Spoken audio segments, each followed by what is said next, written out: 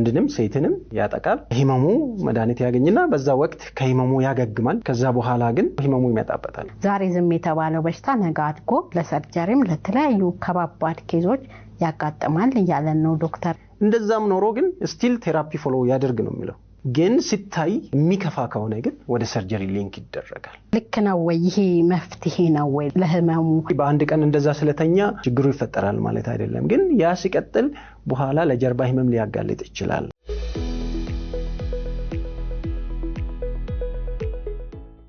ተመልካቾቻችን እንዴት ቆያችሁ እንዴት ከረማችሁ ዛሬ የሁለተኛውን ክፍልና የመጨረሻውን ከዶክተር ሲስካ የምናደርገውን ቆይታ ይዘንላችሁ እንቀርባለን በጣም ጥሩ ትምህርት እንደምታገኙ በደንብ ካለፈው ሳምንት የተሻለ ነገር ደግሞ እንደምትይዙ ተስፋ እናደርጋለን ምን ማድረግ አለብን እንዴት ማድረግ አለብን ለምትሉት ለሌላኛው ጥያቄያችሁ መልስ ይዘን መተናል እስከ ፕሮግራማችን ፍጻሜ ድረስ አብራችሁ እንድትቆዩ በአክብሮት እንጋብዛችኋለን ተባረኩ በጣም ቆንጆ ምክር ነው ዶክተር በጣም ሳናቅ ብዙ ስህተቶችን እንደምንሰራ ይሄ ገለጻ በጣም ያሳያልና በጣም ነው እናመሰግነው በዚሁ ዋየጅ የምጠይቀው ዲስክ ህመም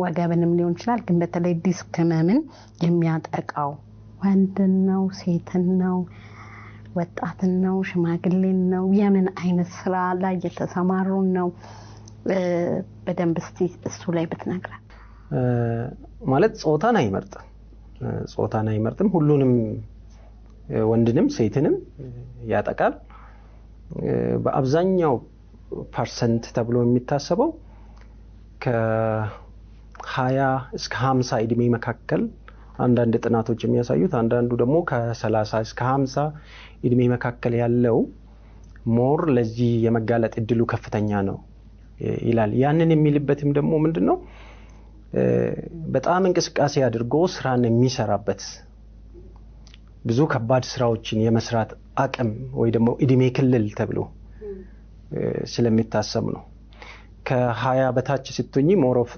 የቤተሰብ ላይ ጥገኛ ሆነን የምንኖርበት ትምህርት ላይ የምንሆንበት ብዙ ለከባድ የምንዳረግበት ጊዜ ስላልሆነ ለዛ ነው ያንን እድሜ ክልልን የሚያወጣ አንዳንድ ሀገሮች ደግሞ ከ30 በኋላ ነው ከቤተሰብም ትንሽ ለየት ብለን ደግሞ ሞር በደንብ ለመስራት እንትን የምንለውና ስለዚህ ሁሉንም የእድሜ ክልልን ያጠቃል ግን ሞስትሊ በአብዛኛው ተብሎ የሚታሰበው ግን ከ30 እስከ 50 መካከል ግን ለዚህ ተጋላጭ ነው ይላል ተጋላጭ የሆኑበትም ደግሞ ከባድ ስራዎችን የመስራት አቅምን ያለንበት ሞመንት ስለሆነ ጊዜ ስለሆነ ከባድ ማንሳትንም ይሁን ረጅም ሰዓት ቁጭ ብለን የመስራትንም ይሁን ረጅም ሰዓት ቆመን የመስራትንም ይሁን ብዙ ገቢ ምንጭ የምናገኝበት ጊዜ ስለሆነ አብዛኛው ሰዓቶቻችንም ደግሞ ስራ ላይ ስለምናዘወትር ለዚህ ተጋላጭ ልንሆን እንችላለን ነው ያኔ ነው ረጅም ሰዓትም ቁጭ ብለን ስራ ላይ በጣም የምናዘወትረው ያኔ ነው ቆመንም በስራ ቦታም ከባድ ነገርም ማንሳትንም ቢሆን ለስፖርት አክቲቪቲ የሚባለው አብዛኛው ጊዜያችን በዛ እድሜ ክልል ላይ ባለንበት ነው ያ ማለት ከ50 በኋላ ያሉትን አጠቃም አይደለም አብዛኛው አሁን ደግሞ የምናየው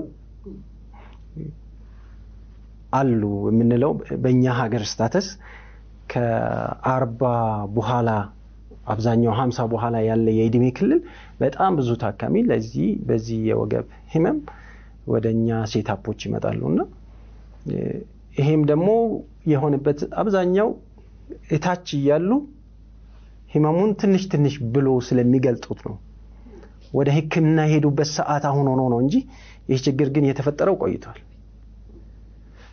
ስለ ችግሩም ደግሞ መፍትሄ እናገኛለን ብሎም አለማሰብን ወይ ደግሞ ዕውቀትንም በማጣት ያንን አገልግሎት የሚያገኙበት ቦታ ሐኪም ቤት እሄዳለሁ ይላሉ አብዛኛው ጊዜ በተለይ ይሄ በኋላ ላይ እናነሳለን በያስባለውና ይሄ በጋራ ቲም ወርክ የምንለው ሐኪሞችን ብንሆን በጋራ የመስራት ማለት እኔን የሚመለከተው ክፍል አክሜ ወደሚመለከተው አካል ደግሞ የመምራት ታካሚው ያንን እኔ መስጠት የማልችለውን አገልግሎት ሌላ እንደሚሰጠው ወደዛ የመምራት ችግሮችም ስለነበሩ አብዛኛው ታካሚዎች የመጀመሪያ ያው ህመሙን መቆጣጠር ስለሆነ ሐኪም ጋር ይሄዳል ለህመሙ መድኃኒት ያገኝና በዛ ወቅት ከህመሙ ያገግማል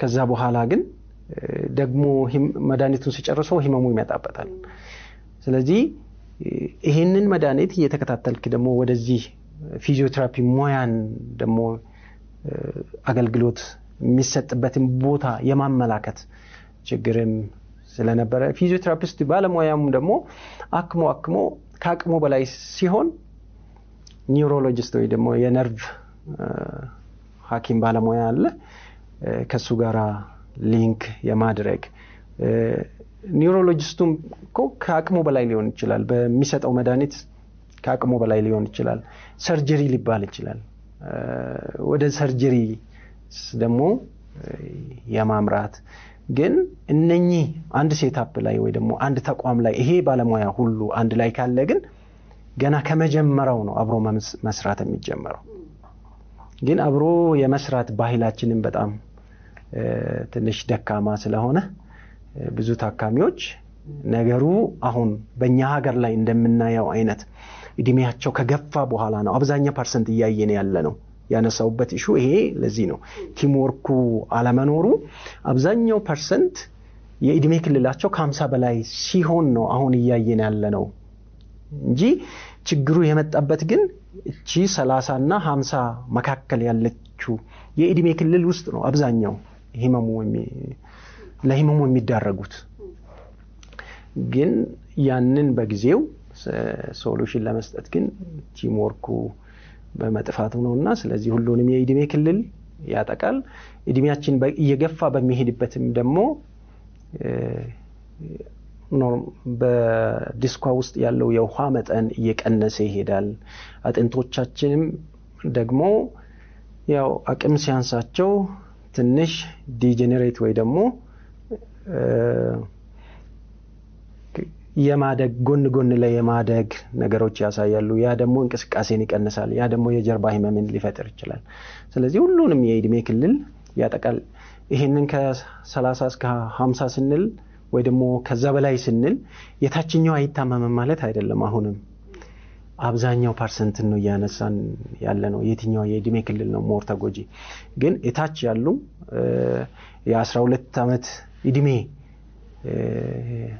ታዳጊዎችንም እያየን ነው የጀርባ ህመም በአሁኑ ጊዜ ጉዳቱ የተለያየ የስፖርትም ይሁን የምንም ይሁን ግን ሁሉንም የእድሜ ክልልን ያጠቃል የሚለው ለማንሳት ግን ዞሮ 50ዎቹ ላይ አሁን ትልልቆቹ ላይ በዛው የድሮ ያለመታከም ችግር ነው ይሄንን ተመልካቾቻችን በደንብ ማስተዋል አለባቸው ምክንያቱም ዛሬ ዝም የተባለው በሽታ ነገ አድጎ እንግዲህ ለሰርጀሪም ለተለያዩ ከባባድ ኬዞች ያጋጥማል ያለን ነው ዶክተርና አሁን ላይ የሚሰማንን ስሜቶች ችላ ለማለትና ዶክተሮችን ማማከር በጣም የሚጠቅመን እንደሆነ ነው እየነገሩን ያሉት ይሄን መጠቀም አለብን ሌላው ዶክተር ብዙ ሰዎች ሲታመሙ ወገብ ያው ብዙ ነገራችን ስንታመም ባህላዊ ነገር ይቀናናል እና ይሄም የወገብ ህመም ላይም እንደዛውና ብዙ ሰዎች ቤት ውስጥ ይታሻሉ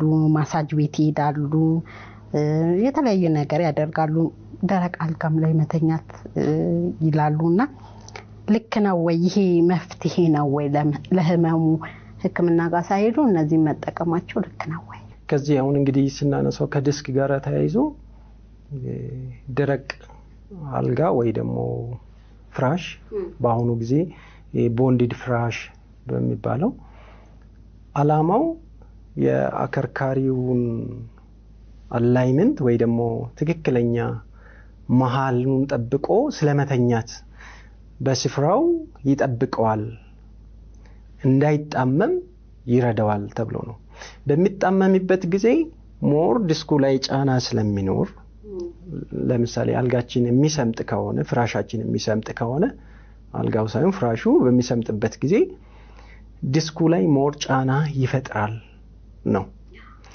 ያ ደግሞ በየጊዜው በሚሆንበት ጊዜ አንዳንድ ሰዎች አሁን ለምሳሌ ሳይገላበጡ ሊተኙ ይችላሉ አንዳንድ ሰው በአንድ ጎን ከተኛ በአንድ ጎን ሊያነጋ ይችላል። ስለዚህ ለረጅም ሰዓት እየተወጠረ በአንድ በኩል እየተወጠረ ይሄ ነገር ሲቀጥል ለረጅም ጊዜ ሲቆይ እንጂ በአንድ ቀን እንደዛ ስለተኛ ችግሩ ይፈጠራል ማለት አይደለም። ግን ያ ሲቀጥል በኋላ ለጀርባ ህመም ሊያጋልጥ ይችላል። አንድ ሰው ደግሞ ለጀርባ ህመም ከተጋለጠ በኋላ እንደዚህ አይነት ፍራሽ ላይ ሲተኛ ሞር ጫናው እየበረታ ይሄዳል። ዲስኩ ላይ ጫና እየበረታ ይሄዳል። ያ ህመሙን ያባብሳል። ለዛ ነው ደረቅ ላይ ማለት አከርካሪው በቦታው እንዲጠበቅ መሃሉን እንዲጠብቅ ስለማድረግ ነውና ስለዚህ ይመከራል። ደረቅ ላይ እንዲተኙ ይመከራል። ያም ደግሞ ትክክለኛ ኒውትራል የምንለው እንዲጠብቅ ስለሚረዳው ማለት ነው። ይሄ ከመታሸት ጋር ተያይዞ ያለው ቅድም የተወሰነ ለመጥቀስ ሞክሬ ነበር። መታሸት ጥቅሙ ሰውነታችን ወይ ደግሞ ጡንቻዎቻችን ዘና እንዲሉ ያደርጋል። የደም ዝውውሩ የተሻለ እንዲሆን ያደርጋል። ሰውነታችን ሙቀት ያገኛል። ሙቀት ሲያገኝ ነው ዘናም የሚለው። የደም ዝውውር ጨመረ ማለት ደም ዝውውሩ ምን ይዞ ይመጣል? ምግብን ይዞ ይመጣል፣ ሙቀትን ይዞ ይመጣል። በዛ ምክንያት ለጊዜው ሪሊፍ ወይ ደግሞ ከህመማቸው የመታገስ ነገር ላይክ አንቲፔን እንደመውሰድ ማለት ነው። የህመም መስታገሻ ስንወስደው እንደሚሻል እንደሚለን ያኔም ሻል ይላል ማለት ነው። ያ ማለት ግን ሙሉ ህክምና አገኘን ማለት ደግሞ አይደለም። ስለዚህ ወደ ባለሙያም እንዲሄዱ የምንመክርበት ዋናው አጀንዳ አሁን ለምሳሌ እዛ አካባቢ ላይ እዛ ስፍራ ላይ በሚኖሩበት ሐኪም ወዳው ማያገኙ ከሆነ ይሄን ሊጠቀሙ ይችላሉ። ለምን? ከህመማቸው ትንሽ ረፍት ስለማግኘት። ያ ረፍት አገኙ ማለት በቃ ድናቸዋል እዛው ቆዩ ጥሩ ነው ቀጥሉ ማለት አይደለም። ባለሙያን ሄዶ እንዲያማክር ምን ማድረግ እንዳለበት የተሻለ ነው።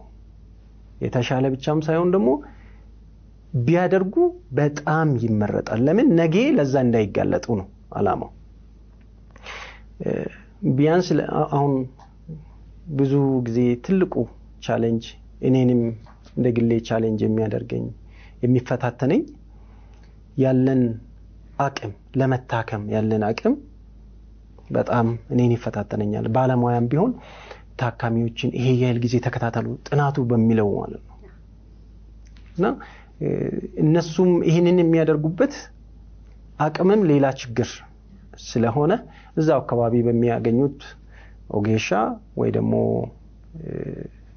ይሄን ማሳጅ ቴራፒስት የሚባሉት ማሸት ላይ የሚሰሩ ባለሙያን አግኝቶ አገልግሎቱን በዛ ብቻ የሚቋጩበት ምክንያት ያቀመም ጉዳይ አንዱ በያስባለው ግን ነገ ሊያመጣው ካለው ችግር አንፃር ግን ዋጋ ከፍሎ ትክክለኛውን አገልግሎት ቢያገኙ መልካም ብዬ አስባለሁ። አሁን ስለመታሸትም ስናነሳ ሪላክሴሽን ማሳጅ እና ክሊኒካል ማሳጅ አሁንም ይለያያል። ስለዚህ ሪላክሴሽን ማሳጅ ያገኘ ህመሙ ትንሽ ሻላለ ማለት ደግሞ ትክክለኛ የክሊኒካል ማሳጅ የምንለውን አገኘን ብለን ደግሞ አናስብም። አብዛኛው ቦታ አሁንም እንደ ሀገራችን የዚህ አገልግሎት ሰጪ ስፍራም ሆኖ ማሳጅ የሚደረግበት አብዛኛው ሪላክሴሽን ማሳጅ የሚደረግበትን ቦታዎች አሉና ይሄ ነገር እኛ አንደግፍም፣ እንደ ባለሙያ አንደግፍም። ክሊኒካል ማሳጅ የሚባል ራሱን የቻለ ባለሙያው አገልግሎቱን የሚሰጥበት ቻስላለና ይሄ በየሰፈሩ የሚደረገውን ብዙም አንደግፍም። ደረቅ ላይ መተኛቱ ግን በጣም ይመከራል። አሁንም ቴንኪው ዶክተር፣ በጣም ጥሩ ትምህርት እየሰጠን ነው ተመልካቾቻችን። እንግዲህ በጣም ድንቅ የትምህርት በደንብ ልናስተውለው የሚገባ ጊዜ ነው ብዬ አስባለሁ። በአብዛኛው ኢትዮጵያ ውስጥ አሁን ጉልበቴን ወገቤን በጣም የማይል ሰው የለም፣ ወጣቱም ትልልቁም ሰውና ይሄንን ዲያግኖስ አርጎ መለየት ለወደፊቱ ከሚመጣ ነገር በጣም ይታደገናል ብዬ አስባለሁ።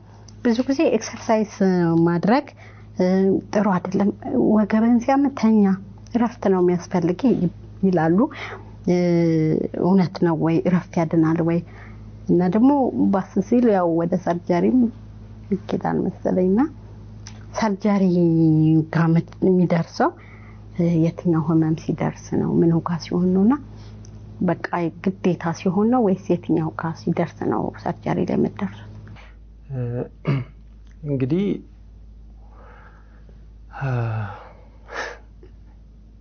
ከሰርጀሪ ጋራም ተያይዞ ከኤክሰርሳይስም ጋር ተያይዞ ያለውን ሁለቱንም አያይዤ ለማንሳት አሁን ጥናቱ በሚያሳየው አንድ ሰው ኤክሰርሳይስ ጥሩ የሚባልበት ሰውነታችን ውስጥ ሴል የበሽታን የመከላከል አቅሙን ከፍ ለማድረግ ወይ ደግሞ ኢሚዩኒቲን ቡስት ያደርጋል ይላል ሳይንሱና ኤክሰርሳይሱን እንዲሰራ የሰውነታችን ሴሎች እንዲጠነክሩ እንዲበረቱ ኤክሰርሳይዝ በመንሰራበት ያንን ስለምናገኝ ያ ስለሚፈጠር ኤክሰርሳይዝ በጣም ጥናቱ ይደግፋል። አሁን ያለ ጥናት ኤክሰርሳይዝ ማድረግ ያ ማለት ደግሞ አሁን ለምሳሌ የፊዚዮቴራፒ አገልግሎትን ስናነሳ ማኑዋል ቴራፒ የሚባል አለ ማለት ባለሙያው የሚሰጠው አገልግሎት በባለሙያው እጅ የሚሰራ የሚባል ማኑዋል ቴራፒ አለ።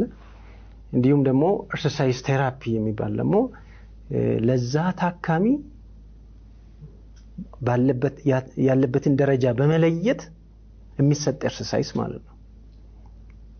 ማለት ሁሉም የወገብ ታማሚ አንድ አይነት ኤክሰርሳይዝ አይደለም የሚሰጠው። አሁን ለምሳሌ እድሜያቸው የገፋውን ታካሚና በጣም ወጣት ወይ ደግሞ መሐከል ያለውን እድሜ ያላቸው አንድ አይነት ኤክሰርሳይዝ አይደለም የሚሰጣቸው። እሱም ብቻ ሳይሆን ደግሞ ቅድም የወገብ ህመም አይነቶችን ስናነሳ የተለያዩ ናቸው። በዛ ላይ ቆሞ ነው ኤክሰርሳይዙን እንኳን የሚሰጣቸው ማለት ነው።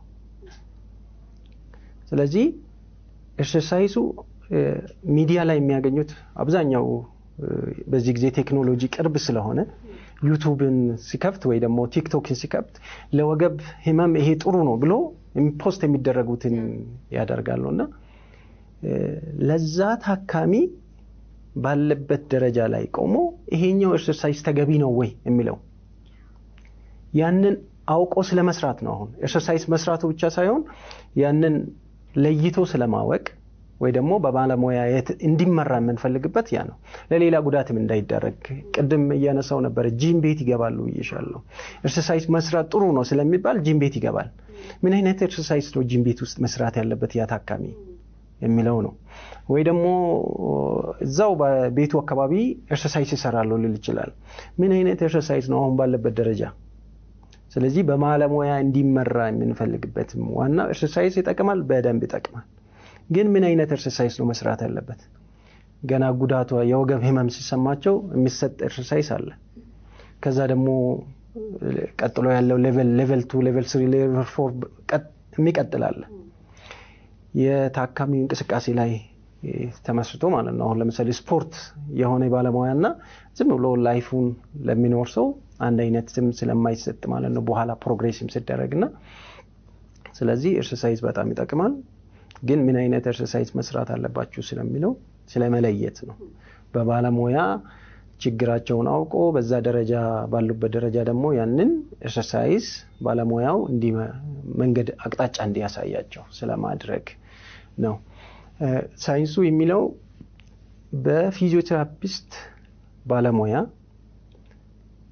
መቆጣጠር ካልተቻለ ህመሙን ቅድም ሲያነሳ ሴንትራላይዝ ወይ ደግሞ ጀነራላይዝ አድርጎ ወደ አይምሮ የሚወጣ ሳይኮሎጂ ፓርትም ሊደርስ ስለሚችል ህመሙን ምንም መግታት ኮንዘርቫቲቭ ትሪትመንት ነው የምንለው አሁን የፊዚዮቴራፒ በዛ መቆጣጠር ካልተቻለ ወደ ሰርጀሪ ሊድ ያደርጋል። አንድ ደግሞም ከመጀመሪያውም ደግሞ ያለበት ደረጃ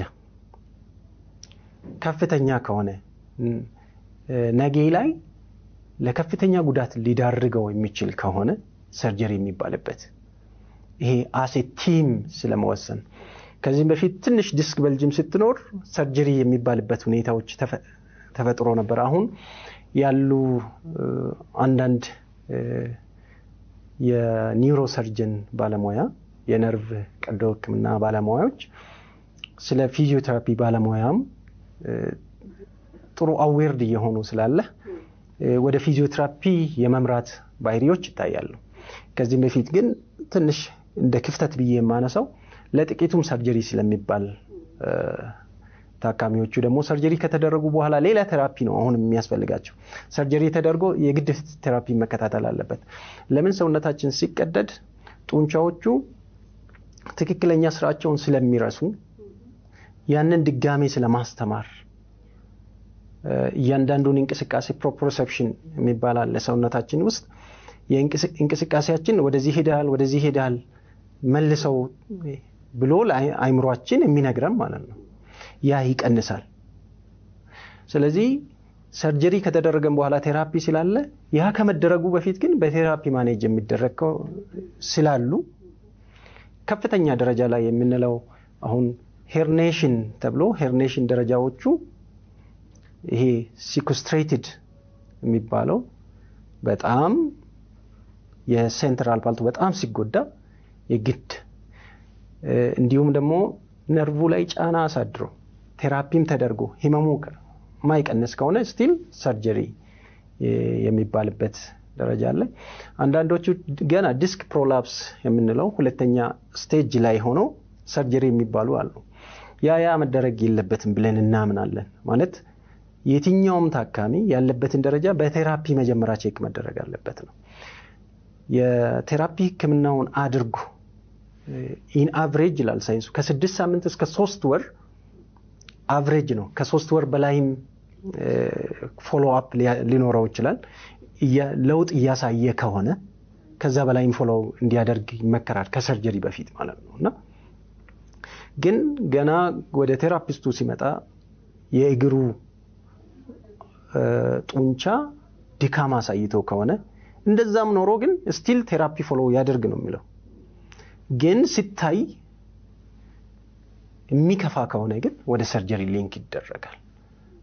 እና ሰርጀሪ ስንል አሁን ታካሚዎች የሚያዩት ሙሉ በሙሉ ከዚህ በኋላ እንደፈለግኩ እንቀሳቀሳለሁ ማለትም ደግሞ አያስብለንም። ማለት ጥንቃቄ እንድናደርግ አሁንም ሰርጀሪ ማድረግን ጥንቃቄ እንድናደርግ ልንሰራቸው የሚገባ ኤክሰርሳይሶች አሉ። ያንን ኤክሰርሳይሳቸውን እንዲሰሩ እንጂ ከኤክሰርሳይስ ውጪ እንዲኖሩ አይደለም። እንዲሁም ደግሞ ህመማቸው አሁን ለምሳሌ ቴራፒ የተከታተሉ ከህመማቸው አገግሞ ሊሆን ይችላል። ያ ማለት ኤክሰርሳይሳቸውን አቁሙ ማለት አይደለም። ዲስክ በባህሪው ረጅም ጊዜ ነው የሚፈልገው ለመዳን። ስለዚህ በጣም መዳንን የሚያሳየው እስከ 6 ወር ይሄ ሰልፍ ሂሊንግ በራሱም ጫናውን ከቀነስንለት ይድናል ይላል። ከዛ በላይም አመትም 2 አመትም 3 አመትም ከዛ በላይም ማለት ህመሙ ጠፋ ማለት 100% ዲስኩ ድኗል ማለት አይደለም። ስለዚህ ኤክሰርሳይሳቸውን እንዲቀጥሉ እንፈልጋለን። ለምን ሰው ሳይታመም ኤክሰርሳይስን ያደርጋል አይደል? ለምን? ለመከላከል ነው። በሽታን ለመከላከል ነው። ይሄም ደግሞ ወደ ኋላ እንዳይመለስ ለመከላከል ህይወታቸውን ያለ ህመም እንዲኖሩ ለማድረግ በሐኪማቸው ደረጃ በደረጃ ነው የሚሰጣቸውን ኤክሰርሳይሱን ቤታቸው ሲሄዱ እንዲሰሩ እንመክራለን። በጣም ማለት አንዳንድ ታካሚዎች በመሃል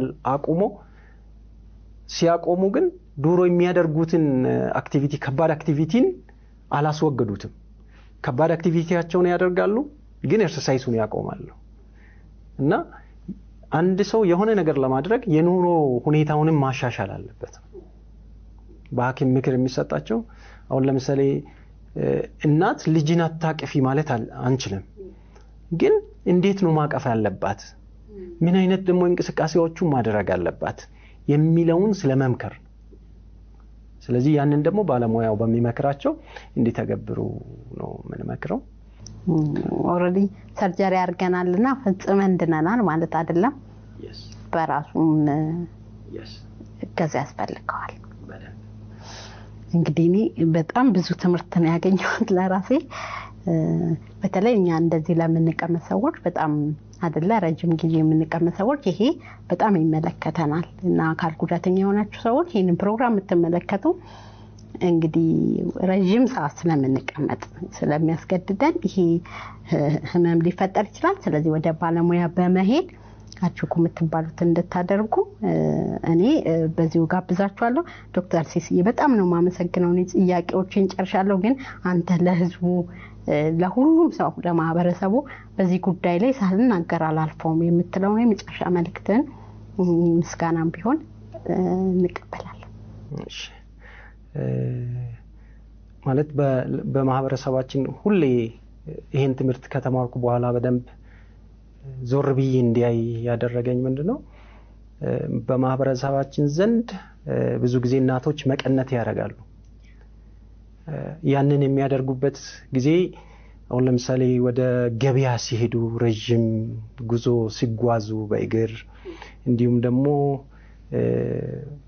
ማሲያ ወደሞ እህል የሚዘራበት አካባቢ የሚሰራ ስራዎች አሉ መኮትኮት ሊሆን ይችላል ማረም ሊሆን ይችላል ሌሎች ነገሮችም ሊያደርጉ ይችላሉ ያኔ መቀነታቸውን ያደርጋሉ ይሄ ማለት ወገብ እንደሚደክም ሳይማሩ ግን ወገብ እንደሚደክም አውቁ ጡንቻው ሲደክም ደግሞ አጋዥ እንዲሆን ብሎ ዛሬ ላይ እኛ ሉምባር ብሬስ ካልገዛችሁ እንላቸዋለን የወገብ ቀበቶ ካልገዛችሁ ምናምን ብለን ነውና ይሄ በማህበረሰቡ ዘንድ የተለመደው ጠቃሚ እንደሆነ ማለት ከባድ ስራ በሚሰራበት አሁን ለምሳሌ ከባድ ክብደት የሚያነሱ ስፖርተኞች የወገብ ቀበቶ ያደርጋሉ ያ ማለት ተጨማሪ ከባድ ነገሩን በሚያነሳበት ከአቅሙ በላይ ቢሆን እንኳን ጉዳቱ ከባድ እንዳይሆንበት ነው ስለዚህ ማህበረሰቡ ከዚህም በፊት በልምድም ያገኙት በጣም ጠቃሚ እንደሆነና ከባድ ነገር ሲያነሱ አሁን ለምሳሌ እህል የሚሸከሙ ሰዎች ይሄንን ወገባቸውን የተወሰነ ድጋፍ አድርጎ ያንን ስራ ለረጅም ጊዜ ስለሚሰሩ ነው እንደዛ አይነት ተግባር በየጊዜው ስለሚከናወን ነው ለአንድ ጊዜ ብቻ ስላልሆነ ማለት ነውና ያ ባህል መልካም እንደሆነ ተረዳውት ለምንድነው ብዙዎቻችን ያልተጎዳ ነው ማለት ገጠሩ ማህበረሰብ መካከል የሚሰሩት የሥራ መጠንና ጉዳታቸው አነስተኛ ነው መቀነቱ ምን ያህል ሰፖርት እንደሚያደርገውና ፕሪቬንሽን ላይ ደግሞ መከላከል ላይ ምን ያህል እንዳገዛቸው ጭምር ነውና ይሄን ነገር ከባድ ነገር በሚሰሩበት አሁንም ይሄንን ቢያደርጉ ማለት እፈልጋለሁ እንዲሁም ደግሞ በሐኪም ያልተለየ የወገብ ህመም ካላችሁ ወደ ሐኪም ቤት ሄዳችሁ ይሄንን ነገር ሞለይታችሁ መከላከል ላይ እንድትሰሩ ሐኪማችሁ የሚሰጣቸው ኤክሰርሳይሶች በደንብ እንድትተገብሩ ማለት እወዳለሁ በተጨማሪ መጨረሻ ላይ እንግዲህ እነኚህ ኤክሰርሳይሶችን ደግሞ ባለሙያውን በየጊዜው በተከታታይነት ቢያማክሩ የሚል ነው ያለኝ ምክር ሌላው በሐኪሞች ዘንድ ያለውን ነው በደንብ ትኩረትን ማድረግ የሚፈልገው ይሄ በጋራ የመስራት አሴት ቲም ወርክ የሚለው በጣም እኛ ሐኪሞች ጋር ያለውን ክፍተት መሸፈን ብንችል በጋራ መስራትን ብንችል ማህበረሰባችንን በዚህ መልክ አገልግሎቱን ማግኘት ያለባቸውን በጊዜው እንዲያገኙ ከማድረግ አንፃር እኔን የሚመለከተኝን ካከምኩ በኋላ ወደሚመለከተው መምራት የሚለው ግን ባህላችንን ብናደርግ በጋራ ካለን ግን ደግሞ አብረን በጋራ ዲስከስ አድርገን ተዋይተንበት ለዛ ታካሚ የሚጠቅመውን ስለማድረግ ላይ በጣም እናደርግ በተጨማሪ እኔ ቢሆን ብለን ብናስብ ባለሙያዎች በአሁኑ ጊዜ ትንሽ ኑሮ በጣም ቻሌንጅ ያደርጋልና መሯሯጡ በጣም ይበዛልና ያ ደግሞ ታካሚዎቻችንን በደንብ መስማት ላይ ትንሽ ችግር እየፈጠረ ስለሆነ ተረጋግተን ቤተሰቦቻችን ናቸውና እነሱን በደንብ ሰምተን እነሱን ደግሞ በደንብ ለማከመም ደግሞ እኛ ባለሙያዎች ዝግጁ ብንሆን የሚለውን ለዚሁ ከኔ አብረን ለምንሰራው የተለያየ ቦታ ያለንም ደግሞ ሁላችንም ፊል እናረጋለን ራሳችን ስንታመም ቤተሰቦቻችን ሲታመሙና በዛው ልክ ወደኔ የሚመጣ እኔ ነኝ ብለን እንድናስብና አገልግሎቱን በዛ ደረጃ ለመስጠት ብንዘጋጅ የሚለውን ነው ያለኝ። እንዲሁም ደግሞ ብርሃን በጣም ላመሰግን እፈልጋለሁ ማለት ይሄንን ማለት ላስተማረኝ ማህበረሰብ የተማርኩትን ደግሞ እንዳካፍል እድል ስለሰጣችሁኝ እግዚአብሔር ይስጥልኝ ማለት እወዳለሁ። አመሰግናለሁ። እናመሰግናለን። በጣም ተባረክልን። ወደ ተመልካቾቻችን የዛሬው ቆይታችን ይሄን ይመስል ነበረ። እንደተማራችሁ ብዙ ትምህርት እንዳገኛችሁ በጣም እርግጠኛ ነኝ። ራሳችሁን ፈትሹ፣ ምን ማድረግ እንዳለባችሁ ተነግሯችኋል፣ እርምጃ ውሰዱ እንላለን። የዛሬው ፕሮግራም ይሄን ይመስል ነበር። አብራችሁን ስለቆያችሁ በጣም እናመሰግናለን። በሚቀጥለው ሳምንት ሌላ እንግዳ ይዤላችሁ እስከምመጣ መልካም ሳምንት ይሁንላችሁ።